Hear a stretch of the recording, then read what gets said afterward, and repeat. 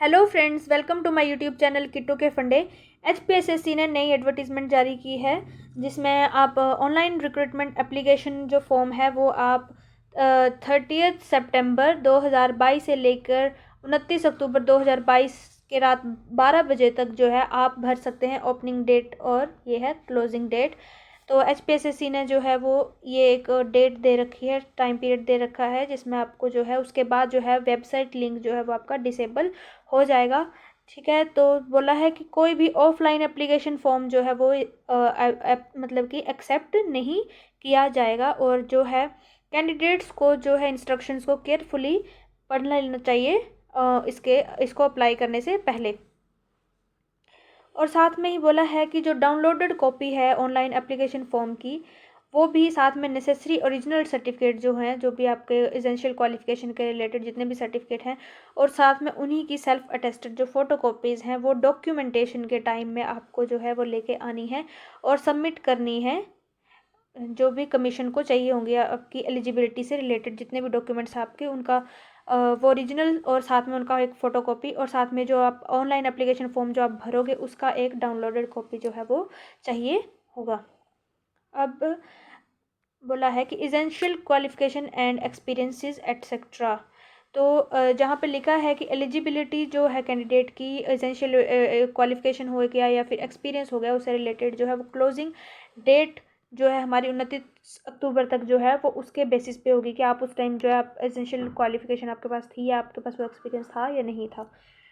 और उसके बाद देख रहे हैं एज जो है इन सभी एग्ज़ाम्स की जो है वो है 18 to 45 years, except sub inspector of police में 21 टू 26 ईयर्स ही है। बाकी जो है ये डेट का क्राइटेरिया जो है वो आपका 1 जनवरी 2022 के साथ है, क्योंकि 1 जनवरी 2022 को आप 18 से 45 के बीच में होने चाहिए और सब इंस्पेक्टर की पोस्ट के लिए आप 21 से 26 साल के होने चाहिए। साथ में यहाँ पे अपर एज लिमिट की जो रिलैक्सेशन है वो 5 ईयर्स दे रखी है, जो भी हमारे रूल्स के अकॉर्डिंग बनती है। एससी कास्ट के लिए, एसटी और अदर बैकवर्ड क्लासेस के लिए 5 ईयर्स की अपर एज लिमिट दे रखी है। पर्सन्स विद डिसेबिलिटीज़ या फिर फ्रीडम फाइटर्स के बच्चे हो गए, उन सब के लिए जो है वो है। और upper age relaxation is also available to ex serviceman candidates. तो ये आपका एज का क्राइटेरिया आ गया। साथ ही अब आगे लिखा है कि कैंडिडेट्स को जो है वो must read the instructions and जो भी टर्म्स एंड कंडीशंस है वो अच्छे से पढ़ लेनी चाहिए before filling the ORA form. ORA मतलब ऑनलाइन रिक्रूटमेंट एप्लीकेशन फॉर्म भरने से पहले आपको चेक कर लेना चाहिए कि आपकी इंस्ट्रक्शंस, आपको फॉर्म कैसे भरना है, क्या उसका प्रोसीजर है, आप उसके लिए एसेंशियली क्वालिफाइड हैं या नहीं है। साथ ही में बोला है कि कैंडिडेट्स को जब आप HPSSC की साइट पे जाके आप एक अपना यूज़र ID पासवर्ड बनाएंगे तो आपको अपना वो नोट डाउन कर लेना है, यूज़र ID पासवर्ड। ठीक है, ताकि आप उसी यूज़र ID पासवर्ड से आगे जो भी आपके एग्जामिनेशन या टेस्ट वगैरह होंगे, आपको रोल नंबर डाउनलोड करना है या कॉल लेटर लेना है या फीस देनी है, ये सब कुछ जो है वो आपको उसी के अकॉर्डिंग ही आपको करना पड़ेगा। तो आपके लिए सबसे मस्ट जो है वो है यूज़र ID एंड पासवर्ड। साथ ही ये बोला हुआ है कि candidates are advise to give their, और साथ में आपको एक मोबाइल नंबर देना है जिसके ऊपर जो है, और एक ईमेल आईडी जिसके ऊपर जो है आपका एडमिट कार्ड हो गया या जो भी आपके अपकमिंग एग्ज़ाम की जो डेट होगी वो जो है आपको इंटीमेट कर दी जाएगी। तो आपके पास वो वर्किंग मोबाइल नंबर होना चाहिए जिस पे आपको मैसेज जो है वो मिल जाए। और ensure there working till the completion of selection process, जब तक आपका सिलेक्शन प्रोसेस कंप्लीट नहीं हो जाता तब तक आपका ये मोबाइल नंबर और ये ईमेल आईडी जो है वो आपका एक्टिव होना चाहिए, क्योंकि इसके अलावा कांटेक्ट आपसे नहीं किया जाएगा। कमीशन जो है वो आपसे ईमेल और मोबाइल के थ्रू ही कांटेक्ट करेगा और कोई वे इन्होंने नहीं रखा है आपको, मतलब ऐसा कोई लेटर वगैरह नहीं आएगा। साथ ही अब आगे बोला हुआ है कि कैंडिडेट को जो है कम्प्लीटली अपनी एप्लीकेशन और करेक्ट जो है इन्फॉर्मेशन उसमें अपने ORA फॉर्म में डालनी है, ताकि जो है वो रिजेक्शन ऑफ कैंडिडेचर ना हो। फर्निशिंग इनकरेक्ट इन्फॉर्मेशन में जो भी अगर आप इनकरेक्ट इन्फॉर्मेशन देते हो तो इससे आप डिसक्वालीफाई भी हो सकते हैं। For the period of 3 years, आप 3 सालों तक जो है वो आप इसमें पार्टिसिपेट इन फॉर्म्स में नहीं कर पाएंगे। और बोला है no other mode except online payment is acceptable. जो भी आपको एग्ज़ामिनेशन फ़ी देनी है, जो भी किसी भी फॉर्म के लिए जो एग्ज़ामिनेशन फ़ी है, उसमें ऑनलाइन पेमेंट के अलावा कोई भी अदर ऑप्शन, चालान वगैरह या ऑफलाइन पेमेंट वगैरह नहीं ली जाएगी।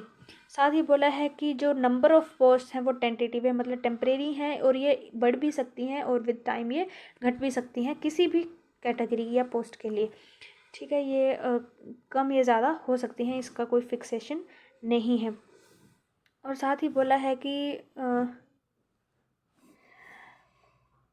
मतलब date of written objective screening whichever is early there for all the candidate requested to apply under their respective category. Candidates को जो है वो बोला गया है कि वो apply under their respective category, जो भी उनकी कैटेगरी है, रिजर्व्ड कैटेगरी है, उसी में जो है अपना फॉर्म भरें।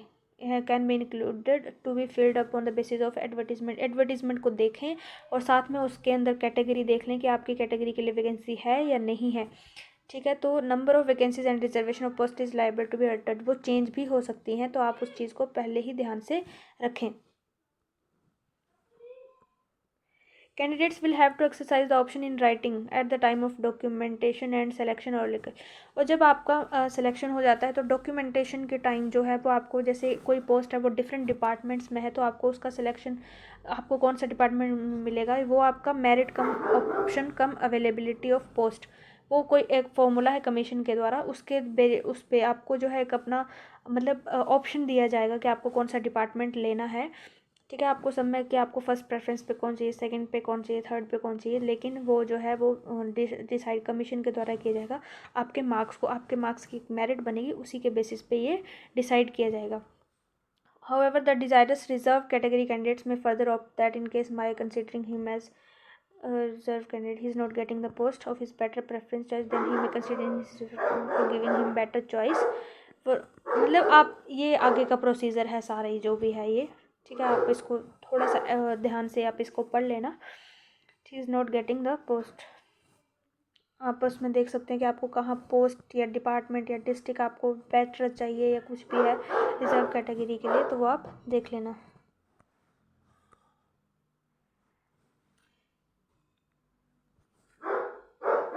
आगे लिखा है यहाँ पे कि recommendation of the commission will be valid till the appointments are offered to the candidates by the appointing authority for a period of 1 year from the date of recommendation whichever is earlier.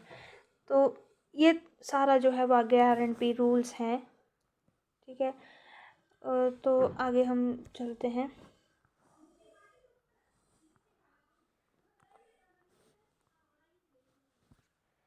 साथ ही ये condition है, एक जो important condition है कि अब यहाँ पे रिजर्वेशन क्या है, EWS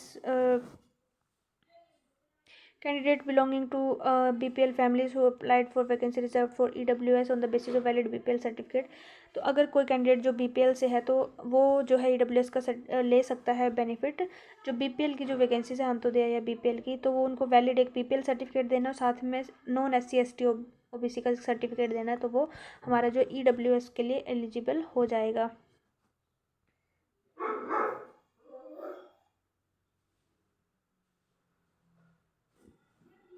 साथ में ये लिखा है कि as per instructions of the government dated 11 June 2019 when an economically EWS section का जो कैंडिडेट अगर अवेलेबल सिलेक्शन के लिए नहीं होता है, the post will be treated automatically as reserve and will be filled up from a non EWS candidate of unreserved category. तो मतलब इस पोस्ट का अगर EWS कैटेगरी का कोई अगर पर्सन नहीं मिलता है तो उसको automatically general category, unreserved category मतलब जनरल कैटेगरी से उसको जो है वो रिप्लेस कर दिया जाएगा, उसको डी रिजर्व कर दिया जाएगा। साथ ही बोला है कि candidate shall be eligible for appointment if he or she has passed matriculation and +2 from any school institution। अगर कैंडिडेट तब इसके लिए अपॉइंटमेंट के लिए तभी एलिजिबल है या तो उसने 10th एंड +2 जो है वो हिमाचल के किसी स्कूल से की है, या तो फिर वो बोनाफाइड हिमाचली हो। ये उनके लिए, अगर आप बोनाफाइड हैं तो आपकी 10th या +2 ज़रूरी नहीं है कि हिमाचल से हो, लेकिन अगर आप यहाँ के बोनाफाइड नहीं हैं तो आपकी 10th या +2 जो है वो हिमाचल से होनी चाहिए। तो यहाँ पे आपकी पोस्ट कोड जो है 1011 से लेकर जो है वो आपका 79 यहाँ पे पोस्ट हैं, जिसमें जो है वो डिपार्टमेंट के साथ साथ पोस्ट नेम, साथ साथ उसका इनकम जो सैलरी है वो है, साथ में ही पोस्ट कोड और साथ में number of post with various जो कैटेगरीज हैं उनका और टोटल कितनी है वो सब दे रखा है। तो आप इनमें अपनी जो आपकी एलिजिबिलिटी क्राइटेरिया है उसको देख के आप जो है उसको भर सकते हैं। तो यहाँ पे हमारी टोटल जो है वो 79 जो हैं पोस्ट्स हैं, 79 पोस्ट्स हैं। और उसके बाद जो है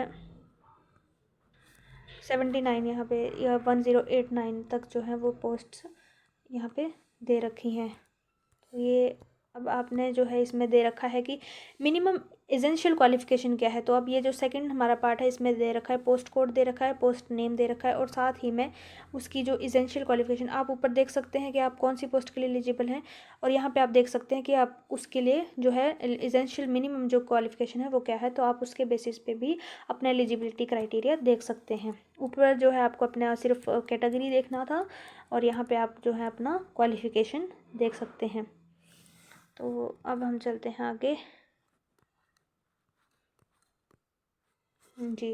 तो अब यहाँ पे साथ ही दे रखा है डिज़ायर्ड क्वालिफ़िकेशन, वो था मिनिमम एसेंशियल क्वालिफ़िकेशन।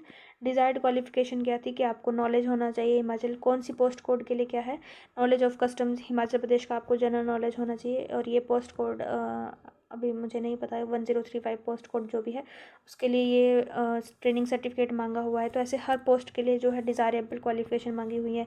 जैसे इसमें जो है नॉलेज अकाउंट्स एंड स्टोर्स का नॉलेज मांगा है, इसमें 2 ईयर्स वर्किंग एक्सपीरियंस। तो आपको चेक करना है कि आपके पास वो एक्सपीरियंस है या नहीं है।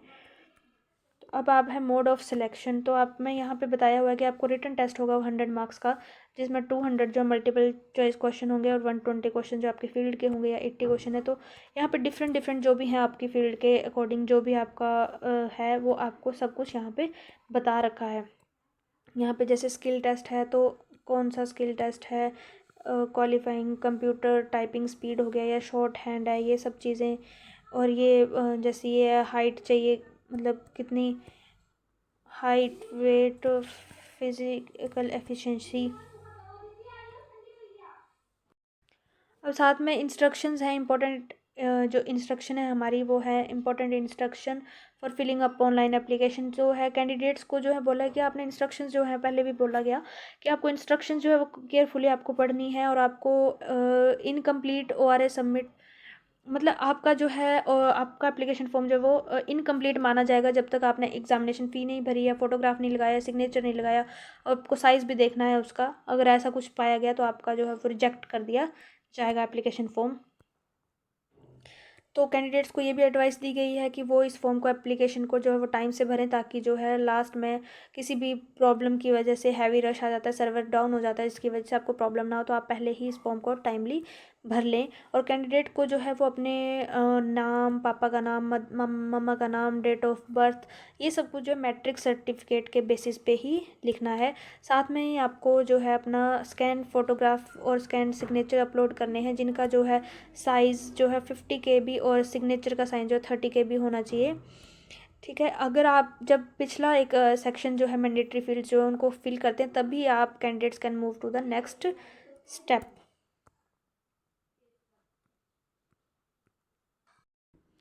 अभी साथ में बोला है कि कैंडिडेट, ये जो आपको बोनाफाइड वाली बात बोली थी वो मैंने ये वही लाइन है कि आपके पास जो है वो बोनाफाइड होना चाहिए। और साथ में लिखा है कि benefit of reservation for various post only to the candidates who are bonafide resident. ये जो बेनिफिट है रिजर्वेशन के वो सिर्फ बोनाफाइड रेजिडेंट्स के लिए है। SC ST OBC ex serviceman वगैरह जो भी हैं आपके या BPL वगैरह, ये सब सिर्फ जो है बोनाफाइड हिमाचलीज के लिए ही हैं। तो उसके बाद कैंडिडेट को जो एसेंशियल क्वालिफिकेशन होनी चाहिए और क्लोजिंग डेट जो फिक्स डेट है उसकी, मतलब हमारे यहाँ पे 29 अक्टूबर है, तब तक जो आपकी वो है क्लोजिंग डेट होनी ही चाहिए।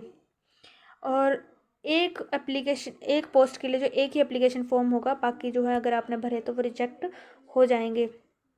और एप्लीकेशन फॉर्म थ्रू फैक्स और post shall not be entertain, does not take responsibility. अगर आप एप्लीकेशन फॉर्म सोच रहे हैं कि आप प्रिंट निकाल के या फैक्स करेंगे या कुछ भी, तो इन चीज़ों को कंसीडर जो है कमीशन नहीं करेगा। यहाँ पे बोला है कि मैरिड डॉटर्स और ग्रैंड डॉटर्स ऑफ यहाँ पे फ्रीडम फाइटर या एक्स सर्विसमैन की जो शादीशुदा बेटियाँ या पोतियाँ हैं तो उनको भी रिजर्वेशन मिलेगी। सब कैटेगरी ऑफ स्पोर्ट्समैन जो है वो भी जो according to norms of department of youth services के अकॉर्डिंग ही देखा जाएगा, कंसिडर किया जाएगा। और जो है रिटन एग्जामिनेशन, कई पोस्ट ऐसी होती हैं जिसमें जो है एप्लीकेशन फॉर्म जो है अप टू द मार्क नहीं आते हैं, तो उसमें जो है रिटन एग्जामिनेशन को जो है वो एक कमीशन ने कुछ डिस्पेंस कर दिया होता है कि आप रिटन एग्जामिनेशन नहीं लेते, डायरेक्ट एक मेरिट लिस्ट बना दी जाती है। तो ये इस कमीशन के पास इस चीज़ का राइट है, इसमें आप कोई ऑब्जेक्शन नहीं कर सकते हैं। सर्टिफिकेट जो है SC और ST या OBC का जो है should not be on parental basis, मतलब वो कैंडिडेट का खुद का होना चाहिए। आप उसमें वो नहीं कर सकते कि फादर या मदर का ले आया आप। अब OBC में OBC के कैंडिडेट अगर आप, तो आपको OBC का सर्टिफिकेट आपके पास होना चाहिए। Which should not be more than 1 year old at the time of last date, जो आपकी 29 अक्टूबर से 1 साल पहले का नहीं होना चाहिए। 1 साल से उस टाइम आप जो है, क्योंकि ये सब कुछ जो आपसे वो डॉक्यूमेंटेशन के टाइम देखा जाएगा। जो EWS का है उसमें भी लिखा है कि आपको जो है वो इनकम एंड एसेट जो सर्टिफिकेट है वो आपको SDO लेवल जो भी है आपके तहसीलदार ऑफिस जो भी है वहाँ से आपका revenue officer not below the rank of tehsildar जो है वो आपका इशूड होना चाहिए। और BPL सर्टिफिकेट है अगर आप, प्लस उसमें कास्ट सर्टिफिकेट जो भी आपका जनरल का लगेगा, वो भी 6 मंथ्स का जो है वो 6 मंथ की डेट से बाहर का नहीं होना चाहिए। 6 मंथ्स के अंदर अंदर आपको अप्लाई करना है। ये सारी जो सर्टिफिकेट्स की validity is required to be seen documentation के टाइम जो है आपकी देखी जाएगी। तो इस तरीके से ये जो है आपका हो गया। और ये जो डिसेबल कैटेगरीज है with disability of 40% are allowed extra time, उनको एक्स्ट्रा टाइम मिलेगा। Minimum 1 hour of 3 hour duration मिलेगी उनको, 20 मिनट्स पर आवर मिलेंगे। Examination fee once paid will not be refunded and neither it be held in reserve for neither examination और selected under any कर्म। तो आपके examination फ़ी एक बार पे होगी तो आप उसको रिफ़ंड आपको नहीं की जाएगी। यहाँ पे लिखा है जनरल कैटेगरी है EWS या EWS है तो एक्स सर्विसमैन वगैरह, तो उनकी फ़ीस है 360। जनरल IRDP फिजिकल तो 1 है 120, और SC ST के लिए है जो भी है ये 120 है। और फीमेल कैंडिडेट्स की नो फ़ी है, और एक्स सर्विसमैन वगैरह जो है उनकी नो फ़ी है। मोड ऑफ पेमेंट जो है ऑनलाइन पेमेंट गेटवे जो है, आपको उस टाइम एप्लीकेशन फॉर्म भरेंगे तब आपको ऑनलाइन पेमेंट गेटवे में दिया जाएगा, तो आप credit card, debit card, net banking से जो है आप एग्जामिनेशन फ़ी दे सकते हैं।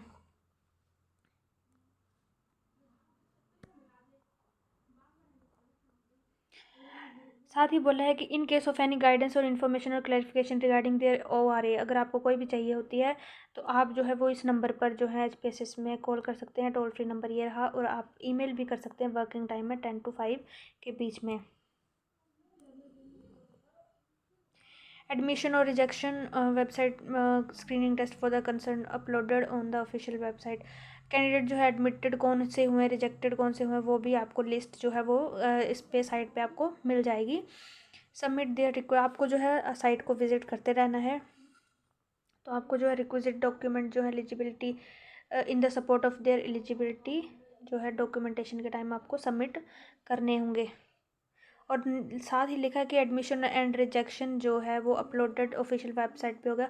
आपको अलग से इंटीमेशन है इस बारे में कि आपकी एप्लीकेशन रिजेक्ट हो गई है, सिलेक्ट हो गया, आपको इसके बारे में अलग से इन्फॉर्मेशन नहीं दी जाएगी। And 7 days time will be given to the representative.